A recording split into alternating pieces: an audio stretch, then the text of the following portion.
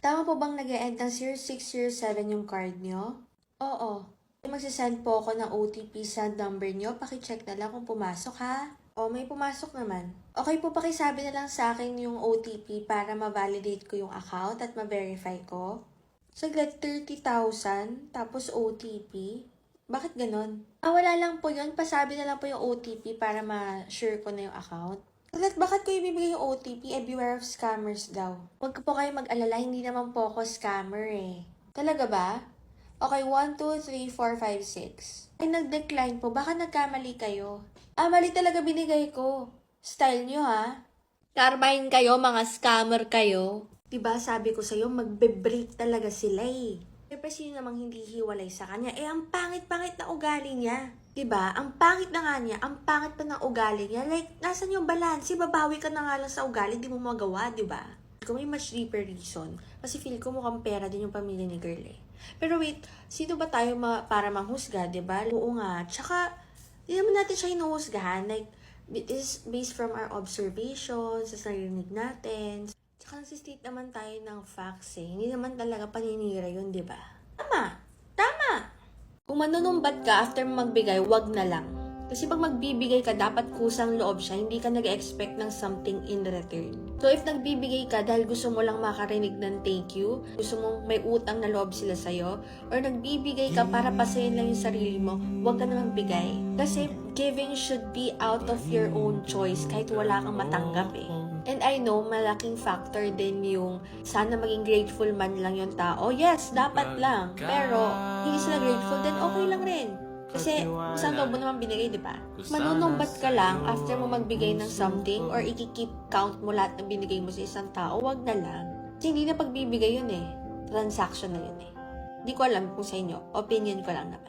If napansin niyo last year from my video, sobrang lala ng skin ko. Abot pa ako sa point na almost 3 months. Wala akong period. And ang pinaka nagustuhan ko at umeffect sa akin is this one. This one from New Moon. Consistent na yung period ko. Like, show ko pa here. Grabe. Right now, mas feel ko na mas confident ako sa sarili ko. Mas okay yung mood ko, mas okay yung sleep ko, mas okay yung skin ko, and mas okay din yung period ko. So, ginagawa ko here is umiinom ako ng ganito, 2 tablets daily. And napansin ko na lang, after regular use, period ko, bigla na lang siyang nag-appear regular.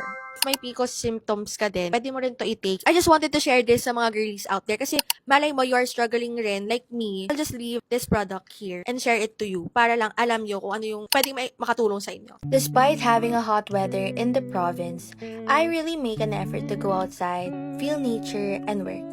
Working is easier, especially when I have my Jisoo Life with me. It has a safety lock feature. It also lasts up to 30 hours and you can even create your personal scent to bring you comfort despite the heat. It also has its own lanyard so I can carry it anywhere, anytime. Also, it is designed with PU leather, making it easier to clean and more durable. This is not just a fan, but it also sets the mood for the entire day, making you feel fresh and also inspired. Check jisoolife.ph to order. Nakakatakot magbahal ulit. Pero at least, minahal ka, tapos nagbahal ka. Alam mo, hindi lahat ng tao na-experience yun. If hindi naman naging maganda yung ending ng isang relationship na yun, or naging bad man yung experience mo, I pray na magmamahal ka ulit next time. Magmamahal ka na parang hindi ka nasaktan. Kung magmamahal ka ulit ng buong buo, tapos totoong-totoo. Wala namang masamang magmahal eh. Hindi naman dapat hindi kahiya eh.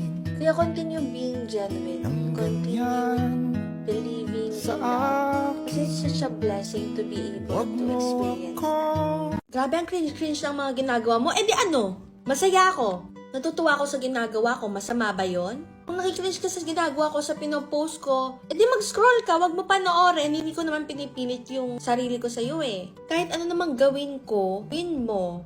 Ang ibang tao naman iisipin talaga nilang cringe yung ginagawa mo. May tinatapakan ka bang tao? Wala. Nag-e-enjoy ka lang naman, di ba? Pinopursue mo lang naman yung dream mo. Nagawa mo lang naman yung gusto mo. So, gawin mo kahit anong sabihin ng iba. If being cringe will lead me to my goals, help me reach my dreams, tapos will make me happy, okay lang sa akin maging cringe. And that's okay. Okay po, papunta na po kami. Bakit nagpa-follow up na ba sila? Maghintay sila, nag-aayos pa ako. Hoy, saan ka pupunta? Sabi ko paghintayin mo sila, huwag ka muna aalis. Well, aalis na ako. Kung sumunod ka na lang. Hoy, ba't mo ako iniiwan? Wala naman tayong nahabol na oras ha. Wala man tayong nahabol na oras pero kanina pa siya naghihintay. Hindi ka ba nahihiya? Bakit ako mahihiya? Di mo ba naiintindihan na sinisira mo lahat ng schedule ng mga tao dahil lang sa pagka-selfish mo at pagiging entitled mo? Anong sabi mo? Hindi ka pa marunong mag-sorry. Tapos ikaw na ngayon late, ikaw pa yung galit. Alam mo kung ganyan ang ugali mo, mauuna na ako. Kasi sino ka ba para kami lahat mag-adjust para sa'yo? Para hindi ka pinalaki ng may manners eh. Hoy! Guys, para sa group project natin, mag-performance na lang tayo na live kaysa mag-video. What if mag-video na lang tayo para magawa natin at our own pace kasi busy tayo eh. Pero I think kasi yung live performance, mas mafe-feel ng audience natin yung gusto nating ipahiwatig. Gets mo ba? Alam ko, iniisip ko lang na para mas madali for us all kasi parang kulang tayo sa time pag live performance eh. Okay, sorry pero hindi ko naman i-invalidate yung opinion mo. Pero sinasabi ko lang na, guys, di ba group leader naman ako? So, I think may right ako para sabihin na ito yung dapat natin gawin. Wow, nagtanong pa talaga siya. Wala namang umaangal sa inyo. So, I think that means yes, maganda yung idea ko and yes, yun yung gagawin natin. Diba? Paano naman kami magsasalita? Hindi naman niya rin kami pinapakinggan. Samji tayo? OMG, Siyempre, gusto ko live yan. ko talaga to eh. Ano yan? Ayoko mag-samji. Ha? Buwan ako sa samji eh. Gusto ko mag-ramen. Mag-Japanese food na lang kaya tayo. Paano yan? Majority sa atin gusto mag-samji eh. Kung magsa-samji kayo, hindi na ako sasama. Guys. Di kami mahilig sa Japanese food eh. Hindi nga ba tayo matutuloy? Tagal naman mag-decide. Well guys, magja-Japanese na tayo. Ako na magde-decide for us. And may gusto kasi ang puntahan eh. Dito na lang tayo. Grabe, hindi man lang siya makaramdam. Mami, nagde-deliver sa labas. Wala naman akong... Ay, para sa akin yun. Natuto na kasi ako mag-order online eh. Ha?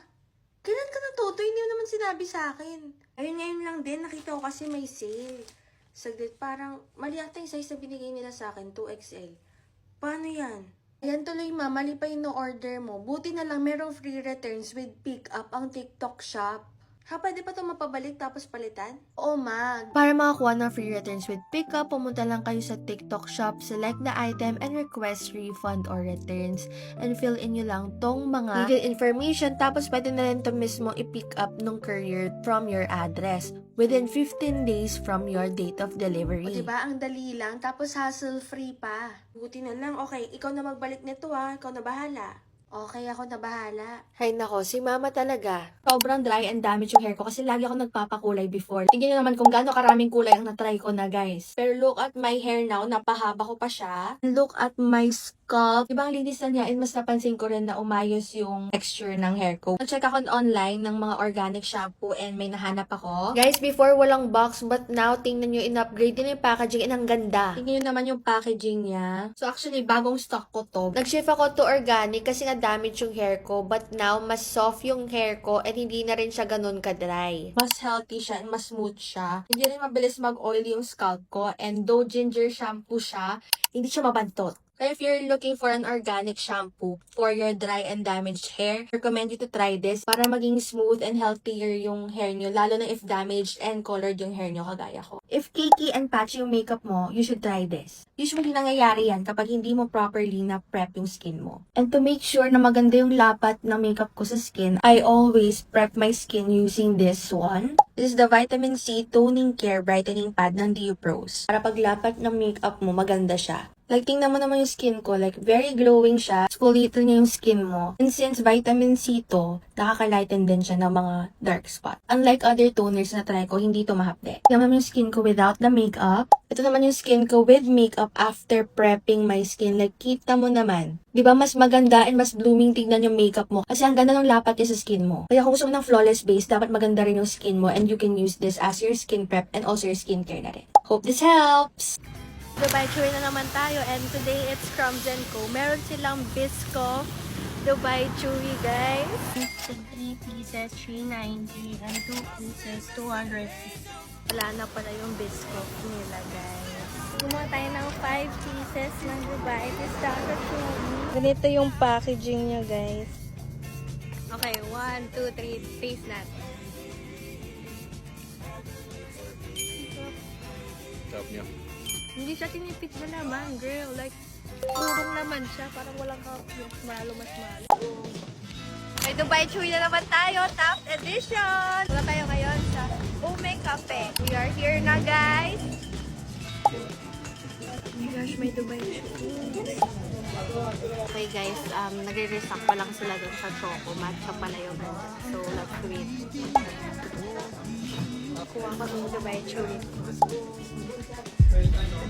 Guys, texture-wise, maganda yung marshmallow, yung texture niya. But, medyo nakulangan ako sa tamis kasi mas nataste ko yung chocolate. But, if prefer mo talaga ng not sweet and not pistachio-y, I think this is for you. Paparating tayong event at gusto ko fresh ako at healthy looking yung skin ko. Tignan naman yung skin ko a few days ago and tingnan mo yung skin ko right now. Kikita mo, di ba? Napansin ko kasi na medyo dull na yung skin ko, medyo dry na rin siya. So, kailangan natin ng tulong, di ba? And effective talaga siya kasi ang dami nagko-compliment sa akin na may iba sa akin ngayon. Like, ano ba? Dito capsules or tablets, so alam kong magugustuhan mo rin to. Ay! Nakita mo na ang sikreto ko. Mas mabilis to mag-absorb kaysa sa capsule and powder. So, dinidrink ko to ng for ilang weeks na and girl, na-help talaga nito i-brighten at i-glow yung skin ko. Paano ko nasabi effective? Like, tingnan nyo naman yung dark spots ko a few days ago. Tingnan mo now. Gamit ko lang skin tint, guys. Tapos blush on. At yung first hyaluronic acid drink na may 96% purity. Tapos meron pa siyang glutathione, may niacinamide, white tomato. Nakaka-help siya sa paglighten ng mga dark spots mo. Tapos very hydrating siya. Like, tingnan mo yung skin ko. Ako sa'yo, gusto mo magmukhang fresh, mas mukha kang glowing, mas mukha kang buhay. Girl, start ka na mag-take ng mga ganito.